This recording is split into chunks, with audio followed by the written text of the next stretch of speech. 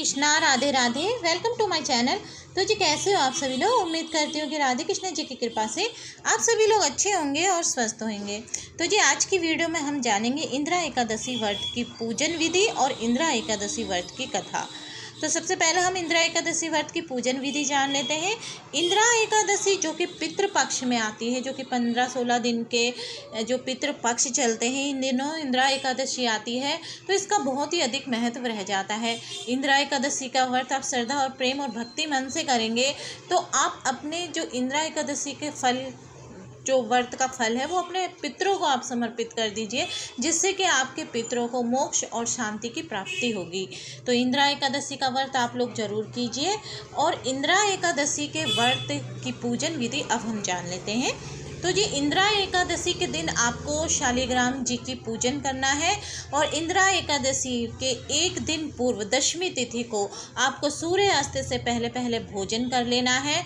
आपको भोजन में शुद्ध सात्विक भोजन लेना है। बिना लहसुन प्याज का खाना होना चाहिए। उसमें मसूर की दाल और चावल नहीं होने चाहिए। इसके बाद आप एकादशी के दिन उठिए। ब्रह्म मुहूर्त में एकादशी के दिन आपको उठना है और घर की साफ़ सफाई करने के बाद आपको स्नान आदि करना है। अगर आप किसी पवित्र नदी के आसपास रहते हैं तो आप पवित्र नदी में जाके स्नान कर लीजिए, नहीं तो आप घर में ही नहाने की बाल्टी में गंगा जल मिलाकर आप स्नान करिए। स्नान करने के बाद आप अपने घर के मंदिर में आइए।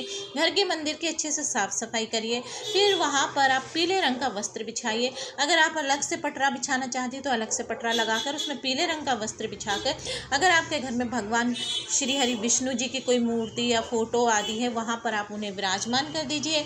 अगर आपके घर में लड्डू गोपाल जी है तो आप उनको भी चरणामृत से स्नान कराइए। भगवान श्री हरि विष्णु जी की फ़ोटो में चरणामृत के छींटे लगा दीजिए।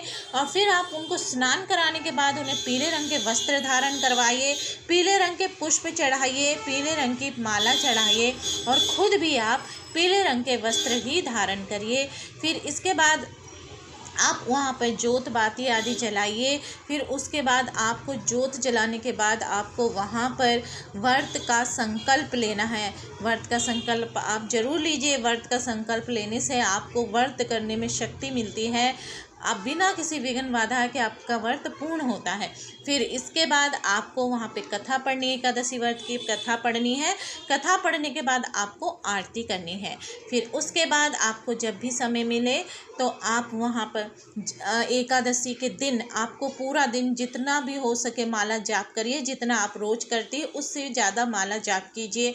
भगवान श्री हरि विष्णु जी विष्णु सहस्त्र नाम का पाठ कीजिए। भगवद गीता का पाठ कीजिए। ओम नमो भगवते वासुदेवाय के मंत्रों का आप जाप कीजिए।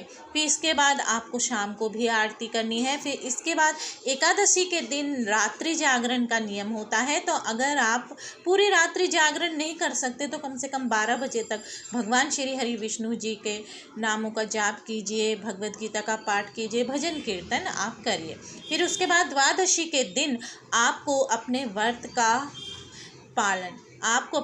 का पारण सही समय पे करना है। व्रत का पारण मैं पहले ही वीडियो पे अपलोड कर देती हूँ, तो आप व्रत का समय देखकर, व्रत खोलने का समय देखकर ही अपना व्रत खोलिए। व्रत खोलने से पहले आपको दान दक्षिणा निकाल के रख देना है। एकादशी व्रत का दान दक्षिणा निकाल कर रख देना है। किसी ब्राह्मण या मंदिर में छोड़कर आ जाइए। किसी ज़रूरतमंद को आप वो दान दे सकते हैं। फिर उसके बाद आप अपना व्रत खोल सकते हैं। तो जी ये थी एकादशी, इंदिरा एकादशी की व्रत की पूजन विधि। तो चलिए अब हम जानते हैं इंदिरा एकादशी की व्रत कथा। तो सबसे पहले हम भगवान श्री गणेश जी को याद कर लेते हैं। ओम गण गण गणपताय नमः। उसके बाद हम भगवान श्री हरि विष्णु जी को याद करेंगे। ओम नमो भगवते शिव वासुदेवाय नमो नमः। तो जी कथा इस प्रकार से है। द्वारकानाथ जी बोले, हे धर्मपुत्र, अश्विन मास के कृष्ण पक्ष की एकादशी का नाम इंदिरा है। इसके महात्म्य की कथा कहता हूँ। एक समय देव ऋषि नारद ब्रह्मलोक से यमलोक में आए। एक धर्मात्मा राजा को उन्होंने यमलोक में दुखी देखा। दिल में दया आ गई। उसका भविष्य कर्म विचार का महिष्मती नगरी में आई, जहाँ उस राजा का पुत्र राज्य करता था। राजपुत्र को कहने लगे कि तेरे पिता को मैं यमराज की सभा में बैठे देख आया हूँ और उसके पूर्व कर्मों को भी मैं देख चुका हूँ। उसके समस्त शुभ कर्म स्वर्ग को देने वाले हैं, लेकिन एक एकादशी व्रत के बिगड़ जाने से उसे यमलोक मिला है। यदि तुम इंद्र एकादशी का व्रत करके पिता के नाम संकल्प कर दो तो उसे अवश्य इंद्रलोक मिलेगा। उस व्रत की शुभ विधि ये है, दशमी के दिन पितृ श्राद्ध करके ब्राह्मणों की आत्मा को प्रसन्न करें। गो ग्रास, कुत्ते, कौवे की सुदृष्टि छोटा सा ना बनाए, अर्थात माता समझकर उसका यथाशक्ति पेट पूजन करना चाहिए। मिथ्या भाषण ना करे, रात्रि को भूमि पर शयन करे। प्रातःकाल श्रद्धा सहित भक्ति से एकादशी का व्रत करे। ब्राह्मणों को यथाशक्ति दक्षिणा देकर फलाहार का भोग लगाए। गौ माता को भी मधुर फलों से प्रसन्न करे। रात्रि को जागरण कर विष्णु भगवान का पूजन करे। ऐसी शिक्षा देकर नारद जी अंतर्धान हो गए। राजा ने इंदिरा एकादशी का व्रत परिवार सहित किया। उसका फल ब्राह्मणों के सामने पिता को प्रदान किया। उस समय आकाश से पुष्पों की वर्षा हुई। ऊपर को दृष्टि की तो राजकुमार का पिता पुष्पक विमान पर चढ़कर देवलोक को जा रहा था। ये कथा ब्रह्म व व्रत पुराण में वर्णित है।